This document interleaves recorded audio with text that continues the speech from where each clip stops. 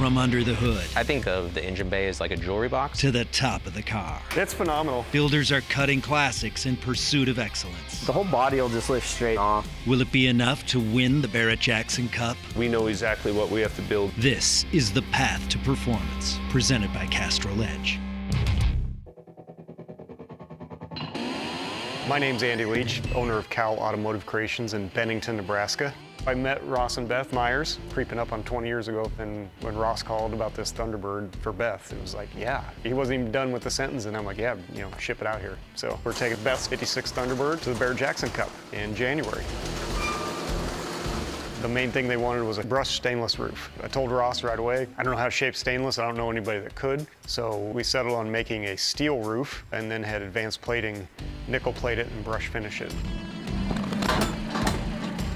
So we ship it down to Advanced and they have it for, geez, it was like another 3-4 months that they had it. So we were really excited to get it back. It's Christmas morning. They couldn't find a bigger crate? Yeah. Eric Hansen built the steel roof completely from scratch, and just unbelievable task in the amount of time. Ready to see your masterpiece? Yeah, hopefully it's all in one piece. I don't think I ever questioned what it was gonna look like. That's good, Rick. But you always have this thought in your head. Dump her down. What if, you know? Here we go. You grab a screw gun. So you're kind of nervous. All right, open her up.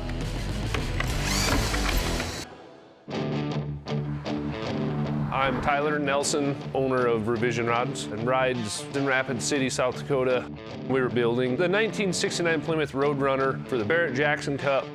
We start the design process with Eric Brockmeyer from Brockmeyer Design. Then we show them to the owners, Daryl and Faye. Then we know exactly what we have to build. And probably the toughest process on these cars for every customer is the color that they want. And we knew it's going to be green. We knew it's going to have a couple different colors of brown, and it's going to have an orange stripe. All right, Daryl. Yeah. Ready to look at some colors?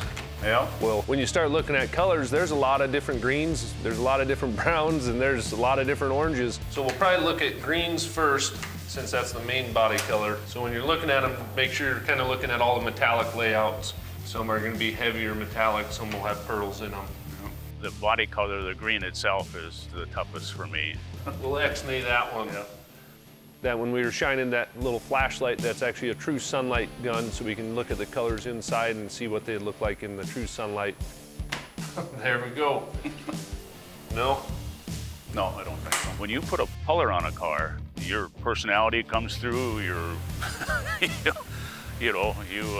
locked into that. So I guess pick a couple of them, and then we'll do more spray outs with all three of the colors. You not only have to worry about the paint colors, but you have to tie that in with the interior colors. Like on this one, there's gonna be 7 different colors we gotta look at, and they all have to work together to make the whole finished thing look correctly, because let's face it, if you have the wrong color interior or the wrong color on the outside, it ruins a build. And you know, with Barrett-Jackson Cup coming up, it's definitely gonna be, in the next few months, we have to know all that stuff so we can get ready to start painting this car.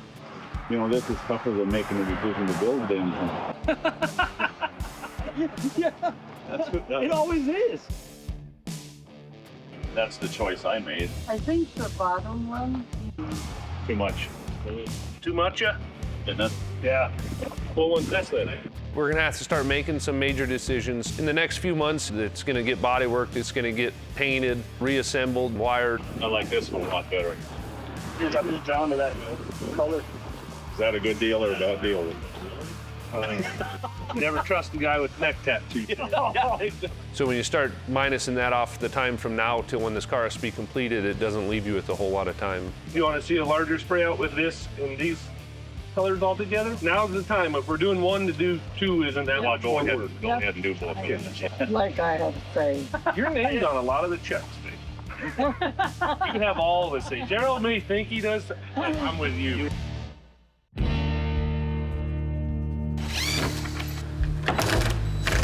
We're all loose.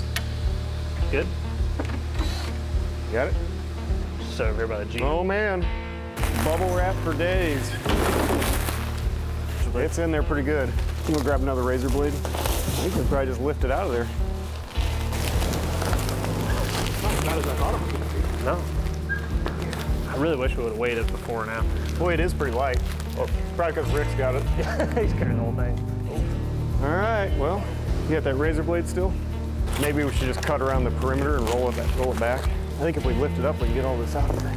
Oh, They got wood in here. They got some structure, yeah. Yeah. So when we got the roof and we uncrated it for the first time, holy moly, it's advanced plating. They say they're the world's finest chrome, and it literally is. You know, it was like Christmas morning.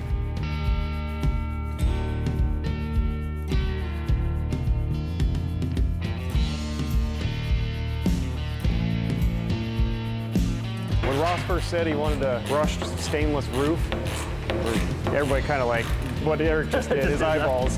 So we talked him into making a steel roof. Holy moly. And then having it nickel plated with brush finish, so. Look at that baby. Sweet. Did you almost forget how much work it was? Yeah, a little bit. I think we were talking probably 5 months of total fab. And there's a lot of it, like the inner structure, that was just as challenging as making the skin. And then getting all the perimeter trim to fit around the whole thing, the window trim to fit, the window to fit. It's phenomenal. Let's set it on the car.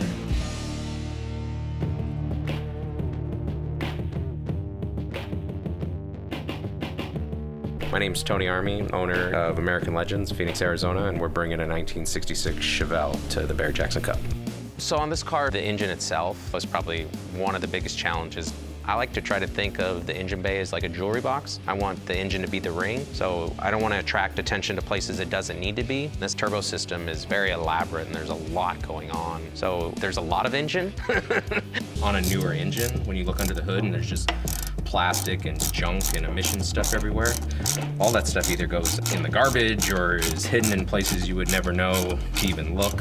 I want it to look like it doesn't run, but obviously, and this one ought to run pretty good.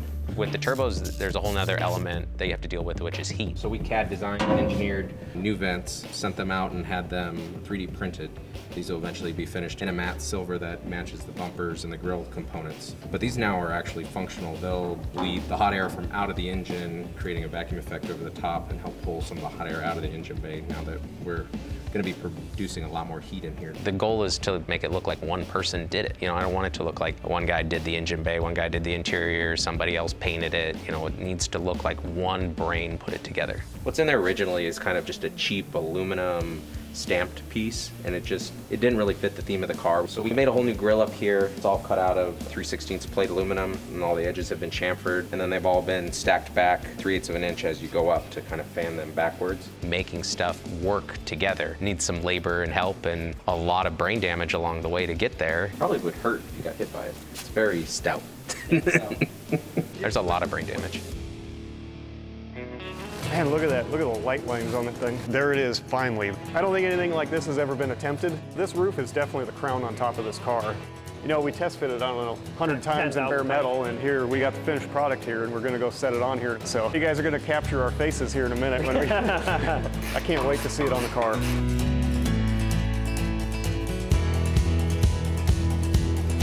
Here we go. Have a look. Holy moly. Hey, it looks like it fits on there pretty good. Look at that thing. We got it out, set it on the car then, and it's just like, it's freaking perfect. It's crazy, but it makes it look like it's going forward, you know what I mean? Yeah. Whereas like the factory one's real flat. Yeah. But this one's kind of got that. Yeah, I totally meant to do it that way. That's pretty badass. Who has a 56 Thunderbird with a brushed nickel roof on it? Really sets the tone for the car and gives it attitude, and it's just a very elegant car. Every now and then a plan comes together. Castrol Edge is our only go-to for oil. With this big Roush motor, we use Castrol Edge for all the performance and longevity. These are some pretty expensive power plants, and you only want the best. Why would you shortcut? So Castrol's the only one we go to.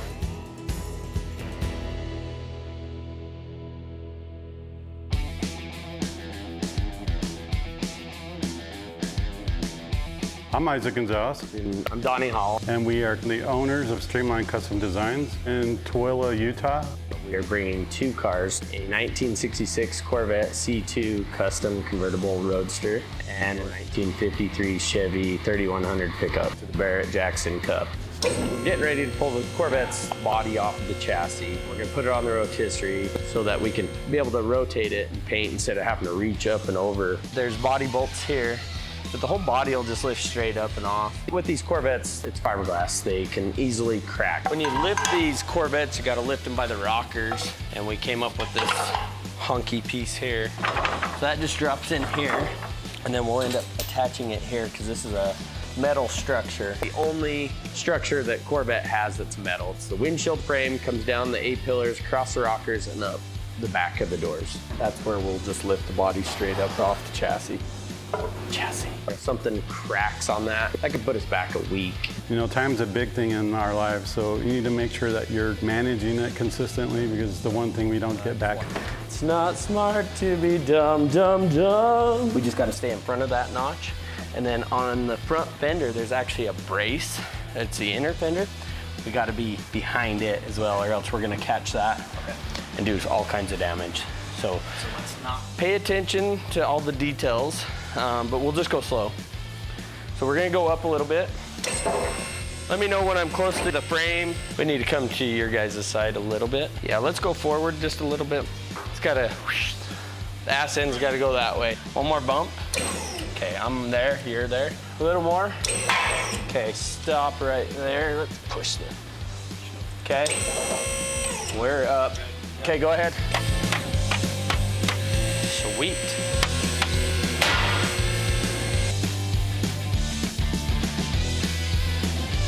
All right. Slow down. The rear mounts take threaded bolts. Clear? So we run bolts up through and we set the body down on that rotisserie and we weld those bolts in place. It's gonna be super tight on these quarters. Yeah, let's go down a little. Hold on. No? Go up. All right, we're gonna have to do some grinding. These quarter panels are slightly different than the quarters that were on the car originally. So now we just gotta do some slight modifications.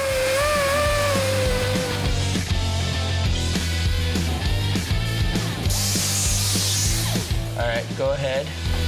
Okay. Now the body, when we turn it, it's gonna be secured down on that rotisserie.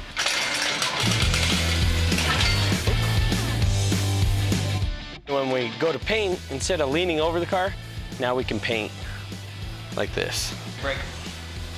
Thanks. That's it. And we're almost ready for paint.